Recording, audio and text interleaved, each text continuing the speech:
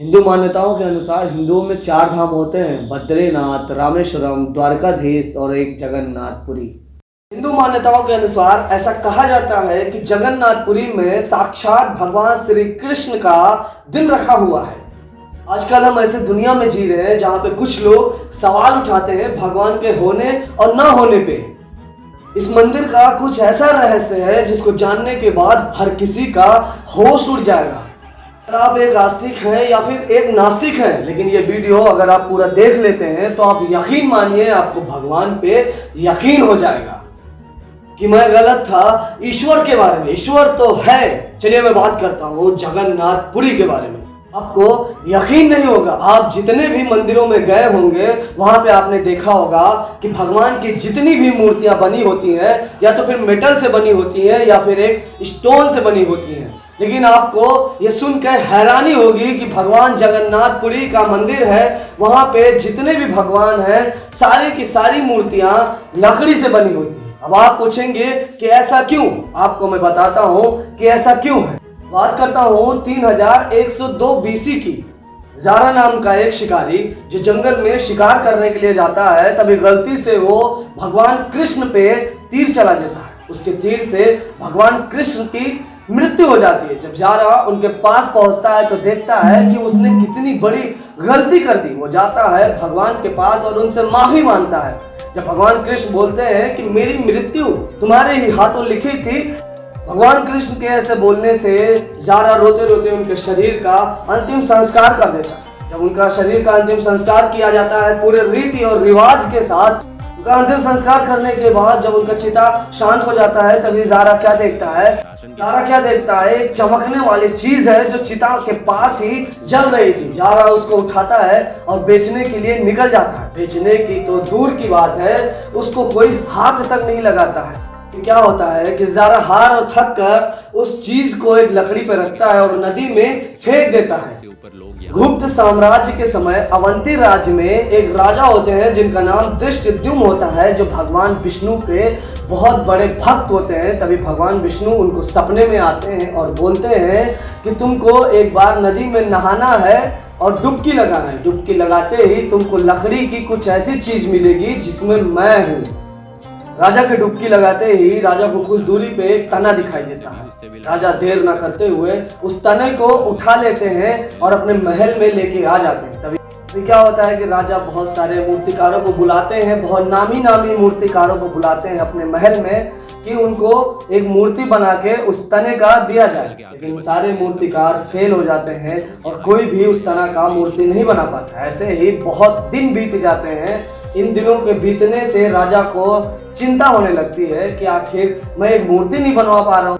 अभी क्या होता है कि राजा के महल में एक बूढ़ा सा आदमी आता है। वो बोलता है कि राजा ये मूर्ति मैं बनाऊंगा। राजा बोलते हैं कि मेरे सौभाग्य जो ये आप ये मूर्ति बना दें। लेकिन वो बूढ़ा आदमी बोलता है कि मेरी एक शर्त है, अगर वो शर्त तुम मान लोगे तभी ये मूर्ति मैं बनाऊंगा। राजा बोलते हैं कि प्रभु आप आज्ञा दीजिए, आप कौन सा शर्त लगा रहे हैं? वो बोलता है कि 21 दिनों तक ना कोई मुझसे बात करेगा, ना मेरे काम को कोई डिस्टर्ब करेगा।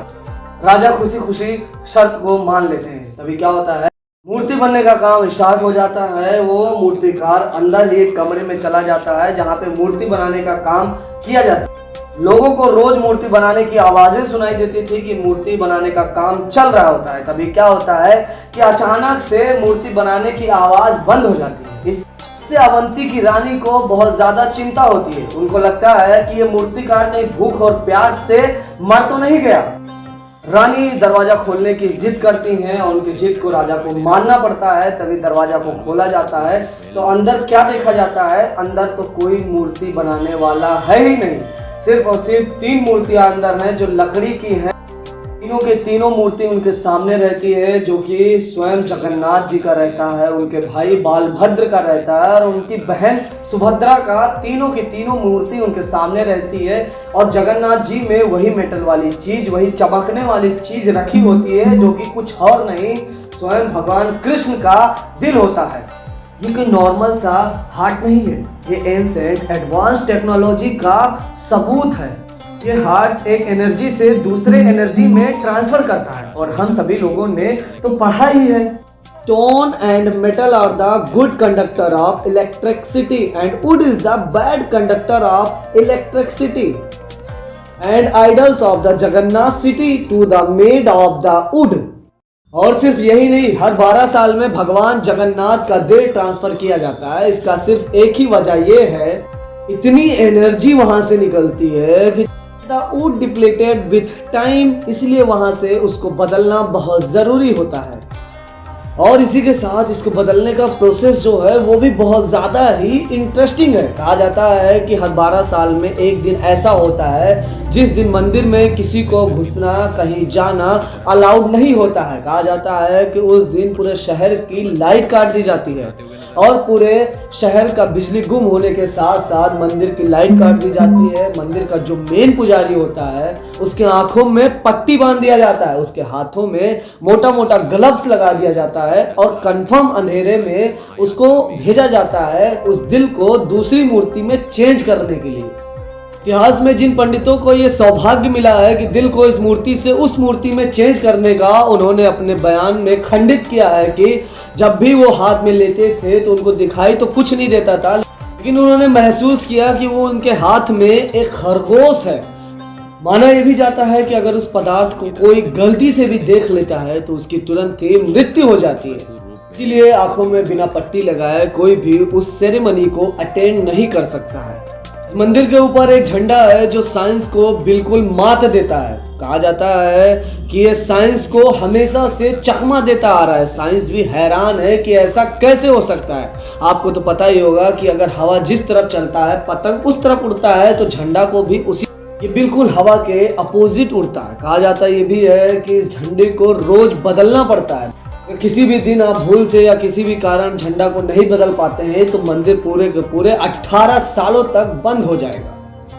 ऐसा कहा जाता है कि मंदिर में हमेशा से प्रसाद बनता है, रोज प्रसाद बनता है भक्तों को देने के लिए। कहा जाता है कि 500 लोगों के लिए ये प्रसाद बनाया जाता है, लेकिन कभी कभी भक्तों की भीड़ बहुत ज़्यादा हो जाती है, तकरीबन 1000 और 1500 के बीच हो जाती है, लेकिन कभी भी ये प्रसाद कम नहीं पड़ता है और ना ही ये बढ़ता है कि फेंक जाए। ऐसे लीला तो इंसान कर ही नहीं सकते, सिर्फ और सिर्फ भगवान कर सकते हैं। वो तो एक मिस्ट्री है ही, लेकिन उससे बड़ी मिस्ट्री ये है कि जब प्रसाद को बनाया जाता है तो मिट्टी के 7 बर्तन एक के ऊपर एक रखा जाता है। तो कहते हैं, साइंस यही कहता है कि मिट्टी का जो पहला बर्तन रखा होता है, जो सबसे नीचे होता है, उसमें से खाना सबसे पहले बनेगा। लेकिन साइंस को बिल्कुल मात देता है जगन्नाथपुरी हमेशा से। कहते हैं कि सबसे पहले जो सबसे ऊपर रखा होता है वो खाना बन के तैयार होता है, फिर उसके नीचे, फिर उसके नीचे, ऐसे ही सीक्वेंस वाइज खाना बनता है। अगर आप गौर से देखेंगे तो जगन्नाथपुरी पूरा का पूरा ही मिस्ट्री है। कहा जाता है कि वहाँ पे खाने से लेके, बनाने से लेके, उड़ने तक सब कुछ मिस्ट्री है।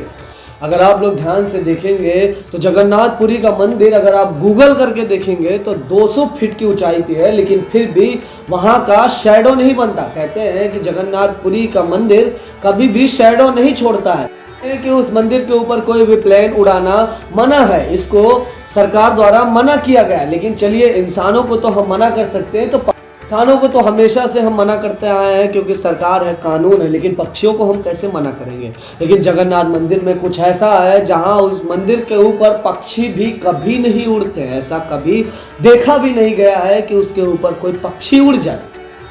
वहाँ की जो सबसे बड़ी मिस्ट्री है, कहा जाता है कि उसके ऊपर एक सुदर्शन चक्र है जो हर तरफ से देखने पे आपको सामने ही दिखाई देगा।